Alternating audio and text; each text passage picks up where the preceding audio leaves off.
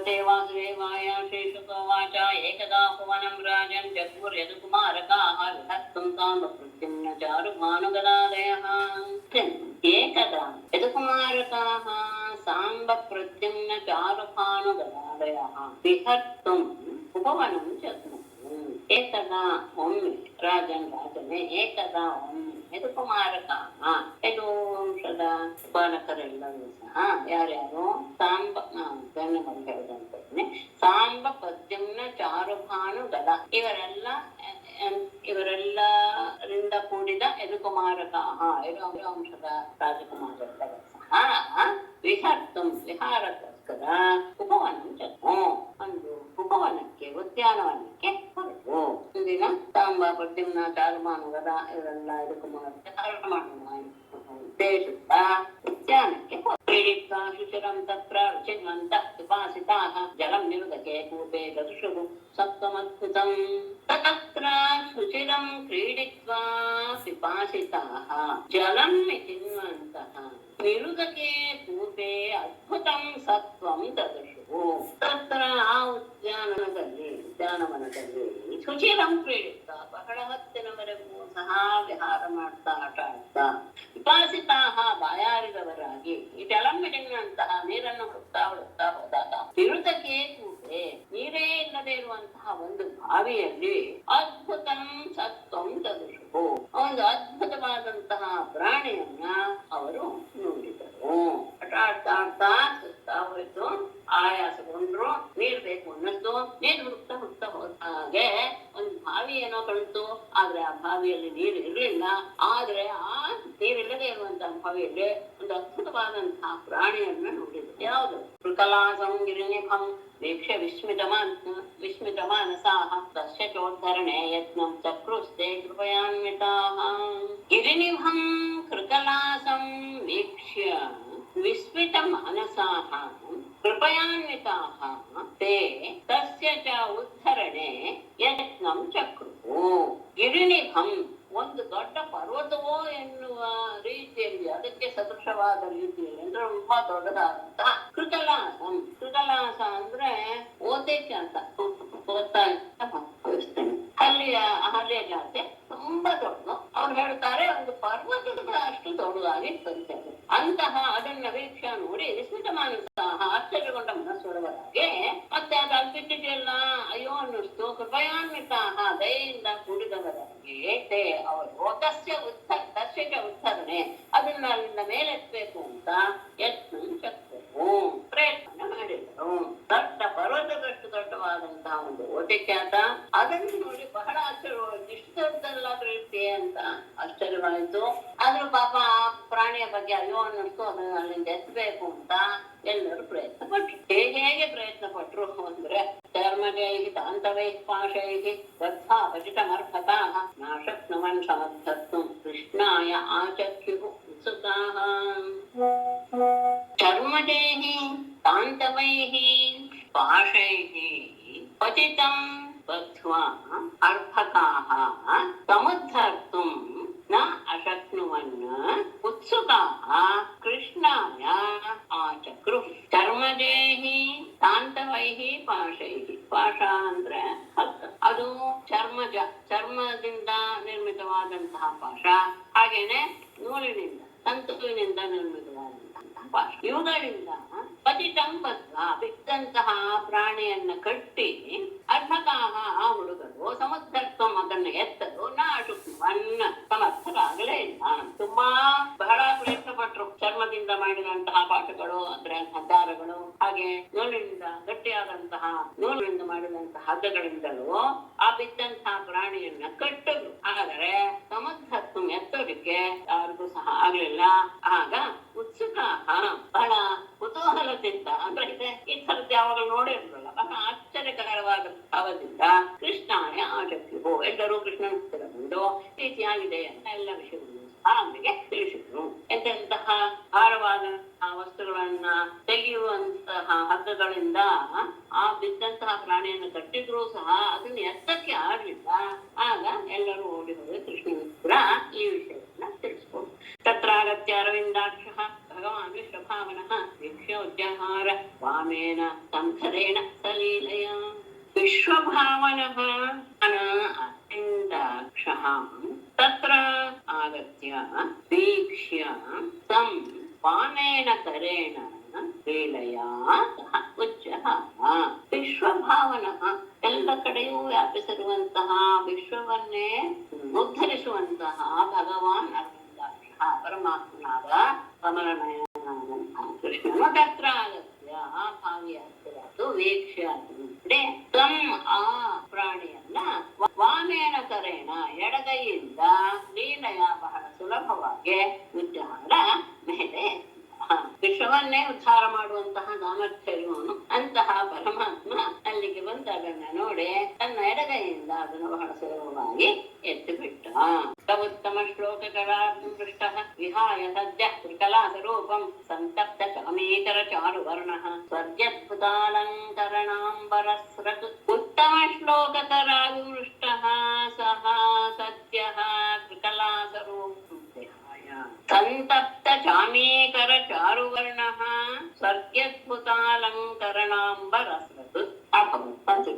ಉತ್ತಮ ಶ್ಲೋಕ ಕೀರ್ತಿಶಾಲಿಯಾದಂತಹ ಪರಮಾತ್ಮನ ಕರ ಅಧಿಮೃಷ್ಟ ಪರಮಾತ್ಮನ ಕೈ ಸ್ಪರ್ಶವಾದ ಕೂಡಲೇ ಸಹ ಆ ವ್ಯಕ್ತಿಯು ಸದ್ಯ ಕೂಡಲೇ ತ್ರಿಕಲಾಸ ರೂಪಂ ಆ ಓದಿಕೆ ರೂಪವನ್ನು ವಿಹಾಯ ಬಿಟ್ಟು ಸಂತಪ್ತ ಚಾಮೇಕರ ಚಾರುವರ್ಣ ಕಾಯಿಸಲ್ಪಟ್ಟಂತಹ ಸುವರ್ಣದ ವರ್ಣದ ಹಾಗೆ ಕಾಯಿಸ್ತಾ ಇದ್ದಂತಹ ಚಿನ್ನ ಹೇಗೆ ಹೊಳೆಯುತ್ತೋ ಆ ರೀತಿಯಲ್ಲಿ ಅದ್ಭುತಾಲಂಕರಣಾಂಬರಸ್ರ ಅದ್ಭುತವಾದಂತಹ ವಸ್ತ್ರ ಮಾಲೆ ಇವುಗಳನ್ನೆಂತಹ ಸ್ವರ್ಗಿ ದೇವತೆಯ ರೂಪವನ್ನ ಪಡೆದ. ಯಾವಾಗ ಪರಮಾತ್ಮನ ಕೈ ಸ್ಪರ್ಶವಾಯಿತು ಕೂಡಲೇ ಅವನು ತನ್ನ ಆ ಪ್ರಾಣಿಯ ರೂಪವನ್ನ ಬಿಟ್ಟು ಕಾಯ್ತಾ ಇರುವಂತಹ ಚಿನ್ನದ ವರ್ಣದ ಹೊಳಪಿರುವಂತಹ ಅದ್ಭುತವಾದಂತಹ ವಸ್ತ್ರ ಮತ್ತು ಮಾಲೆಗಳಿಂದ ಶೋಭಿಸುತ್ತಿರುವಂತಹ ಒಬ್ಬ ದೇವತೆಯಾಗಿ ಅವನು ಪಪ್ರಚ್ಚ ವಿದ್ವಾನಪಿ ತನ್ನಿದಾನಂ ಜನೇಷು ವಿಖ್ಯಾಪಯಿತುಂ ಮುಕುಂದಃ ತಸ್ತ್ವಂ ಮಹಾಭಾಗವರೆಣ್ಯ ರೂಪಃ ದೇವೋತ್ತಮಂ ತ್ವಾಂ ಗಣಯಾಮಿ ನೂನಂ. ವಿದ್ವಾನ್ ಅಪಿ ಮುಕುಂದಃ ಜನೇಷು ತನ್ನಿದಾನಂ ವಿಖ್ಯಾಪಯಿತುಂ ಪಪ್ರಚ್ಚ ಮಹಾಭಾಗ ತ್ವಂ ವರೆಣ್ಯ ರೂಪಃ ತ್ವಂ ಕಃ ತ್ವಾಂ ನೂನಂ ದೇವೋತ್ತಮಂ ಗಣಯತಿ. ವಿದ್ವಾನಪಿ ಎಲ್ಲ ವಿಷಯಗಳು ಗೊತ್ತಿದ್ದರೂ ಸಹ ಕುಂತಹ ಕೃಷ್ಣನು ಜನೇಶು ಜನರಲ್ಲಿ ಸನ್ನಿಧಾನಂ ಅಂದ್ರೆ ಅವನಿಗೆ ಯಾಕೆ ಆ ರೀತಿಯ ಜನ್ಮ ಬಂತು ಎನ್ನುವ ಕಾರಣವನ್ನ ವಿಖ್ಯಾಪಯಿತು ತಿಳಿಸುವುದಕ್ಕೋಸ್ಕರ ಅಪ್ರಚ್ಛ ಅವನನ್ನೇ ಕೇಳಿದ ಮಹಾಭಾಗ ಪೂಜನೆ ಸ್ವಂತ ನೀನೆಯ ವರೆಣ್ಯ ರೂಪ ಸ್ವಂತ ಅತ್ಯಂತ ಅದ್ಭುತವಾದಂತಹ ಶ್ರೇಷ್ಠವಾದಂತಹ ರೂಪವನ್ನು ಹೊಂದಿರುವಂತಹ ನೀನು ಯಾರು ನಿನ್ನನ್ನು ನೂನ ನಿಶ್ಚಯವಾಗಿಯೂ ದೇವೋತ್ತಮಂ ಗಣಯಿಸಿ ನಾನು ಒಬ್ಬ ದೇವತಾ ಶ್ರೇಷ್ಠ ಅಂತ ನಾನು ಭಾವಿಸ್ತೇನೆ. ಎಲ್ಲ ವಿಷಯವೂ ಗೊತ್ತಿತ್ತು ಅವನಿಗೆ ಓದಿಕೆ ಆತ ರೂಪ ಯಾಕೆ ಬಂತು ಅನ್ನೋದು ಗೊತ್ತಿದೆ ಪರಮಾತ್ಮನಿಗೆ. ಆದರೂ ಅವನಿಗೆ ಆ ರೀತಿಯಾಗಿ ಬರೋದಕ್ಕೆ ಏನಾಯ್ತು ಅವನಿಂದ ತಪ್ಪುಗಳು ಎನ್ನುವುದನ್ನ ಜನರಿಗೆ ತಿಳಿಸ್ಬೇಕು ಎನ್ನುವ ಉದ್ದೇಶದಿಂದ ಅವನನ್ನ ಕೇಳಿದ.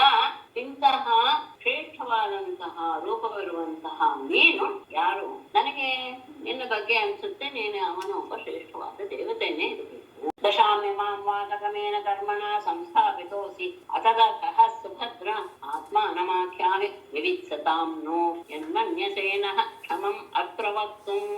ಕಥಮೇನ ಕರ್ಮಣ ಇಮಾಂ ದಶಾಂ ಸುಭದ್ರಾ ಅತದರ್ಹಃ ಸಂಪ್ರಾಪಿತಃ ಅಸಿ ವಿವಿತ್ಸತಾಂ ನಃ ಆತ್ಮ ವಿವಿತ್ಸತಾಂ ನಃ ಆತ್ಮಾನಂ ಆಖ್ಯಾಹೇತ್ ಅತ್ರ ನಃ ವಕ್ತುಂ ಕ್ಷಮಂ ಮನ್ಯಸೆ. ಕಥಮೇನ ಕರ್ಮಣ ಯಾವ ಕೆಲಸದ ಭಾವದಿಂದ ಇಮಾಂ ದಶಾಂ ಈ ರೀತಿಯ ಅವಸ್ಥೆಯನ್ನ ಸುಭದ್ರ ಮಂಗಳಕರನೆ ಅದರ್ಹ ಅಂದ್ರೆ ನಿನ್ನನ್ನು ನೋಡಿದ್ರೆ ಈಗ ಮೊದಲಿದ್ದಂತಹ ರೂಪಕ್ಕೆ ನೀನು ಖಂಡಿತ ಯೋಗ್ಯನಲ್ಲ. ಅಂತಹ ಆ ದುರವಸ್ಥೆಗೆ ಅರ್ಹನಾಗದೇ ಇರುವಂತಹ ನೀನು ಸಂಪ್ರಾಪಿತ ಹೊಂದಲ್ಪಟ್ಟಿದ್ದೆ. ಯಾವ ಕೆಲಸ ಮಾಡಿ ನೀನು ಈ ರೀತಿಯಾದ ಇಂತಹ ಜನ್ಮವನ್ನು ಹೊಂದೋದಕ್ಕೆ ನೀನು ಖಂಡಿತ ಯೋಗ್ಯನಲ್ಲ. ಯಾಕಂದ್ರೆ ನಿನ್ನ ಸ್ವರೂಪ ಹೇಳುತ್ತೆ ನೀನು ಅತ್ಯಂತ ಯೋಗ್ಯನಾದ ವ್ಯಕ್ತಿ. ಈ ರೀತಿಯಾದಂತಹದ್ದು ಖಂಡಿತ ಸಾಧ್ಯವೇ ಇಲ್ಲ. ನೀನು ಅದಕ್ಕೆ ನೀನು ಅರ್ಹನೂ ಅಲ್ಲ. ಅಂತಹ ಈ ರೂಪವನ್ನ ನೀನು ಯಾವ ರಸದಿಂದ ಈ ರೀತಿಯಾದ ರೂಪವನ್ನು ಹೊಂದಿದೆ. ವೀಕ್ಷತಾಂ ನಹ ಆತ್ಮಾನಂ ಆಖ್ಯ. ಇದನ್ನ ತಿಳಿಯಬೇಕು ಅಂತ ನಮ್ಗೆಲ್ಲ ಅನ್ನಿಸ್ತಾ ಇದೆ. ಹಾಗಾಗಿ ನೀನು ನಿನ್ನ ಬಗ್ಗೆ ತಿಳಿಸು. ಯತ್ ಅತ್ರ, ಒಂದು ವೇಳೆ ಅಲ್ಲಿ ಇಲ್ಲಿ ವಕ್ತುಂ ಹೇಳು, ನಹ ವಕ್ತುಂ ಕ್ಷಮಂ ಮನ್ಯಸೆ. ಈ ವಿಷಯವನ್ನ ನಮ್ಗೆಲ್ಲ ಹೇಳ್ಬೋದು ಅಂತ ನಿನಗೆ ಅನ್ನಿಸಿದರೆ, ಅಂದ್ರೆ ಎಲ್ಲರಿಗೂ ಹೇಳ್ಬೋದೋ ಕೂಡುದೋ ಹೇಳ್ಬೋದು ಅಂತ ಅನ್ಸಿದ್ರೆ ನೀನು ನಿನ್ನ ವಿಷಯವನ್ನ ತಿಳಿಸಬಹುದು. ಯಾವ ಕರ್ಮದ ಪರಿಣಾಮದಿಂದ ನೀನು ಈ ರೀತಿಯಾದ ಜನ್ಮವನ್ನು ಪಡೆದೆ, ನಿನ್ನನ್ನು ನೋಡಿದ್ರೆ ಈ ರೀತಿಯಾದ ಜನ್ಮ ಪಡೆಯೋದಕ್ಕೆ ನೀನು ಖಂಡಿತ ಯೋಗ್ಯನಲ್ಲ ಅಂತ ಅನ್ನಿಸ್ತಾ ಇದೆ. ಇದೆಲ್ಲ ತಿಳಿಬೇಕು ಎನ್ನುವಂತಹ ಕುತೂಹಲ ನಮ್ಗೆಲ್ರಿಗೂ ಇದೆ. ಎಲ್ರ ಮುಂದೆ ಹೇಳ್ಬೋದು ಅಂತ ನಿನಗೆ ಅನ್ನಿಸಿದ್ರೆ ನೀನು ಹೇಳ್ಬೋದು ಅಂತ ಹೇಳಿದ ಕೃಷ್ಣ. ಇತಿ ಶ್ರೀಶುಕೋವಾಚ ಇತಿ ಸ್ಮ ರಾಜ ಸಂಪೃಷ್ಟಃ ಕೃಷ್ಣೇನಾನಂತಮೂರ್ತಿನಾ ಮಾಧವಂ ಪ್ರಣಿಪತ್ಯಾಹ ಕಿರೀಟೇನ ಅರ್ಕವರ್ಚಸಾ. ಕೃಷ್ಣೇನ ಅನಂತಮೂರ್ತಿನಾ ಸಂಪೃಷ್ಟಃ ಇತಿ ಸಂಪೃಷ್ಟಃ ರಾಜ ತನ್ನ ಹೇಳು ಅರ್ಥವರ್ಚಸ ಕಿರೀಟೇನ ಮಾಧವಂ ಪ್ರಣಿಪತ್ಯ ಅನಂತಮೂರ್ತಿನ ಕೃಷ್ಣನ, ಅನಂತಮೂರ್ತಿಯಾದ ಕೃಷ್ಣನಿಂದ ಇತಿ ಈ ರೀತಿಯಾಗಿ ಸಂಪೃಷ್ಟ ಕೇಳಲ್ಪಟ್ಟ ರಾಜ, ಅಂದ್ರೆ ಶೋಭಿಸ್ತಾ ಇರುವಂತವನು ಅಂತ ಇಟ್ಕೊಳ್ಬೇಕು. ಇಲ್ಲ ರಾಜನೇ, ಒಂದೇ ರಾಜನೇ ಅವನು, ಹಾಗಾಗಿ ರಾಜ ಅಂತ ಹೇಳೋಣ. ಅರ್ಥವರ್ಚಸ ಕಿರೀಟೇನ, ಸೂರ್ಯನ ಹಾಗೆ ಬೆಳಗುತ್ತಿರುವಂತಹ ಕಿರೀಟದಿಂದ ಮಾಧವಂ ಪ್ರಣಿಪತ್ಯ, ಪರಮಾತ್ಮನನ್ನು ನಮಸ್ಕರಿಸಿ ಮುಂದೆ ಆಡುವ ಮಾತನ್ನ ಆಜ್ಞೆ. ಆ ಪರಮಾತ್ಮ ಈ ರೀತಿಯಾಗಿ ತನ್ನನ್ನು ಪ್ರಶ್ನೆ ಮಾಡಿದಾಗ ಆ ರಾಜನು ತನ್ನ ಸೂರ್ಯನ ಹಾಗೆ ಬೆಳುತ್ತಾ ಇರುವಂತಹ ಕಿರೀಟವನ್ನ ಪರಮಾತ್ಮನ ಪಾದಗಳಿಗೆ ಸ್ಪರ್ಶ ಮಾಡಿಸಿ ನಮಸ್ಕಾರ ಮಾಡಿ ಅವನಿಗೆ ಹೇಳ್ತಾನೆ. ಭಗವಾಚ ಭೃಗೋ ನಾಮ ನರೇಂದ್ರೋಹಂ ಇಕ್ಷ್ವಾಕುತನಯ ಪ್ರಭೋ ದಾನಿಷು ಆಖ್ಯಾಯಮಾನೇಷು ಯದಿ ತೇ ಕರ್ಣಂ ಅಸ್ಪೃಶಂ. ಪ್ರಭೋ ಅಹಂ ಇಕ್ಷ್ವಾಕುತನಯಃ ಮೃಗಃ ನಾಮ ನರೇಂದ್ರಃ ಖ್ಯಾಯಮಾನೇಷು ದಾನಿಷು ಯದಿ ತೇ ಕರ್ಣಂ ಅಸ್ಪೃಶಂ. ಪ್ರಭೋ, ಪ್ರಭುವೇ, ಅಹಂ ನಾನು ಇಕ್ಷ್ವಾಕುತನಯಃ, ಇಕ್ಷ್ವಾಕು ಮಹಾರಾಜನ ಮಗನಾದ ಮೃಗಃ ನಾಮ ನರೇಂದ್ರಃ, ಮೃಗ ಎನ್ನುವಂತಹ ಹೆಸರಿನ ಒಬ್ಬ ರಾಜ ನಾನು. ಆಖ್ಯಾಯಮಾನೇಷು ದಾನಿಷು, ಪ್ರಪಂಚದಲ್ಲಿಯೇ ಅತ್ಯಂತ ಉತ್ತಮವಾದಂತಹ ದಾನಿಗಳು ಅಂತ ಪ್ರಖ್ಯಾತರಾದಂತಹ ದಾನಿಗಳಲ್ಲಿ ನಾನೊಬ್ಬ ಅಂತ ಎದಿತೆ ಕಾರಣಂ ಅಸ್ಪೃಶಂ. ನಾನು ನಿನ್ನ ಕಿವಿಯನ್ನ ಮುಟ್ಟಿರ್ಬೋದು, ಅಂದ್ರೆ ನನ್ನ ಹೆಸರನ್ನ ನೀನು ಕೇಳಿರ್ಬಹುದು, ಅಲ್ಲ ಕೇಳಿದೀಯ. ಯಾಕೆಂದ್ರೆ ಅದು ಅಸಂಭವ ಅಲ್ವೇ ಅಲ್ಲ. ಯಾಕೆಂದ್ರೆ ಅವನ ಪರಮಾತ್ಮ ಮುಂದೆ ಹೇಳ್ತಾನೆ ಅದನ್ನ. ಹಾಗಾಗಿ ನಾನು ಒಬ್ಬ ಆ ದಾನಿಗಳಲ್ಲಿ, ಪ್ರಖ್ಯಾತರಾದಂತಹ ದಾನಿಗಳಲ್ಲಿ ನಾನು ಒಬ್ಬ ಅನ್ನುವಂತಹ ವಿಷಯ ನನಗೆ ತಿಳಿದಿದೆ. ಯಾಕೆಂದ್ರೆ ಮುಂದಿನ ವಿಷಯವೂ ನಿನಗೆ ಗೊತ್ತೇ ಇರ್ತದೆ. ನಾರಾಯಣಂ ನಮಸ್ಕೃತ್ಯ ನರಂ ಚೈವ ನರೋತ್ತಮಂ ದೇವೀಂ ಸರಸ್ವತೀಂ ವ್ಯಾಸಂ ತತೋ ಜಯಮುದೀರಯೇತ್. ಸರ್ವೇ ಭವಂತು ಸುಖಿನಃ, ಸರ್ವೇ ಸಂತು ನಿರಾಮಯಾಃ, ಸರ್ವೇ ಭದ್ರಾಣಿ ಪಶ್ಯಂತು, ಮಾ ಕಶ್ಚಿತ್ ದುಃಖಭಾಗ್ ಭವೇತ್. ಧನ್ಯವಾದಗಳು. ಧನ್ಯವಾದಗಳು. ನಮಸ್ತೆ.